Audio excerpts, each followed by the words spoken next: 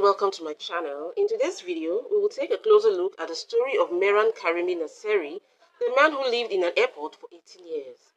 But before we get into that story, if you are a fan or lover of strange, creepy, weird and mysterious stories, you have come to the right place.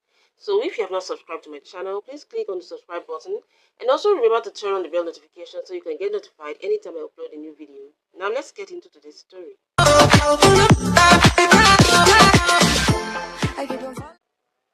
Mehran Karimi Nasseri, known as Sir Alfred Mehran, has earned a reputation as the terminal man. He is a famous Iranian refugee stuck at the airport for 18 years due to a stolen passport and essential documents during the trip.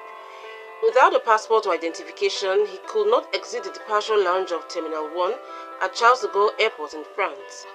He lived, studied, slept and talked with the airport staff from August 26, 1988 to July 2006. He was born in Iran in an Anglo-Persian oil company settlement in 1946. His mother worked as a nurse, while his father worked as a doctor for the company. Mehran Karimi Nasseri went to Britain, took a 3-year course at the University of Bradford, and returned to Iran. In 1977, he protested against the Iranian king, Mohammad Reza Shah, which led to his expulsion. Although experts could not verify whether his claims were the cause for his removal from the country, after an investigation revealed he was never expelled. The government attempted to remove Mehran Karimi Nasseri from the French airport but failed. He wanted to naturalize as a British citizen and start a new life far away from Iran.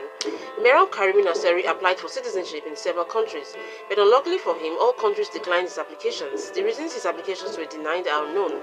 As an Iranian refugee who desired to naturalize as a British citizen, he flew from France to London in 1986. After landing, he could not find his passport to present to the immigration officers. Consequently, they sent him back to France. Upon landing at Charles de Gaulle Airport, the French police apprehended him.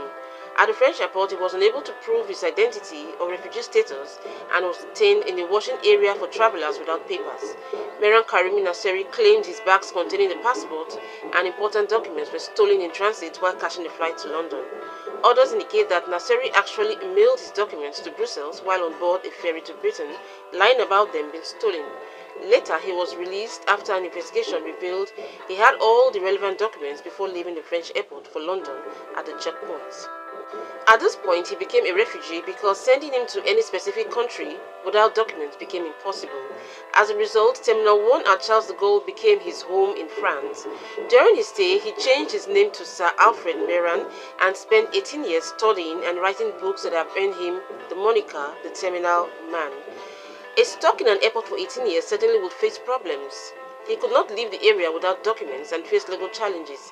His status as a terminal man had become a staple of Terminal 1. The airport employees brought food and newspapers. Maintaining hygiene and grooming was important. Being trapped in an airport terminal meant Sir Alfred's life lacked any kind of structure, and so he created one. Every morning, before the airport became busy, he washed in the men's room and had his clothes dry cleaned. He had travel kits to brush his teeth and trimmed his beard. He regularly ate at McDonald's and rolled cigarettes for himself in the food court. People worldwide sent letters to tell him they wished him a safe, comfortable and happy future. Sometimes the letters had money attached that Mehran could spend on necessities. Terminal 1 became his residence. With his personal belongings on the side, he transformed it into a comfort zone where he slept, studied and even talked with journalists, gaining him international fame. Passengers passed his bench, ignoring him, apart from a few who would do a double take at the amount of hand luggage he seemed to have. Several attempts were made to remove him from the airport over the years. Finally, he was presented with the correct documentation in 1999, but rejected them because he thought they were fake. That mistake cost him another 7 years of being stuck at the airport. The government filed a removal case against him to withdraw from the terminal. However, he could not be legally removed from the airport until he became sick in July 2006. The French court ruled in 1992 that Mehran Karimi Nasseri did not enter the airport illegally. Thus, it set precedent that he could not be removed by force.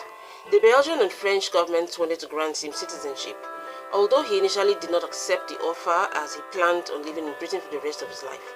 After being removed from the airport, the government granted him freedom. Nasseri's 18-year stay at the airport ended in July 2006 when he was hospitalized and his sitting place was dismantled. Towards the end of January 2007, he left the hospital and was looked after by the airport branch of the French Red Cross. He was lodged for a few weeks in a hotel close to the airport. On 6 March 2007, he was transferred to a charity reception center in Paris. From 2008 onwards, he lived in a Paris shelter, though in the wake of Nasseri's death in 2022, the Associated Press reported that he had recently returned to live at the airport and died there of a heart attack in November 2022. I have come to the end of today's video. If you watched till the end, thank you. And if it made sense to you, do well to like, subscribe and share your thoughts. See you in another video.